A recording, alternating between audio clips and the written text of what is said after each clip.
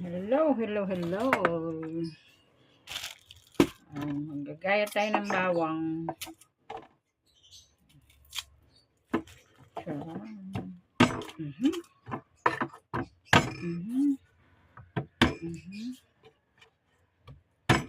Luto tayo ng pork chop. Mag-ihaw tayo. Nandito to ko sa bahay ngayon. Ang sabi ng DepEd, wala daw pasok ng 24 to 30. Pero ang mga anak ko, may pasok. May entrance. Yung grade 12 ko. Yung college ko naman may pasok pa.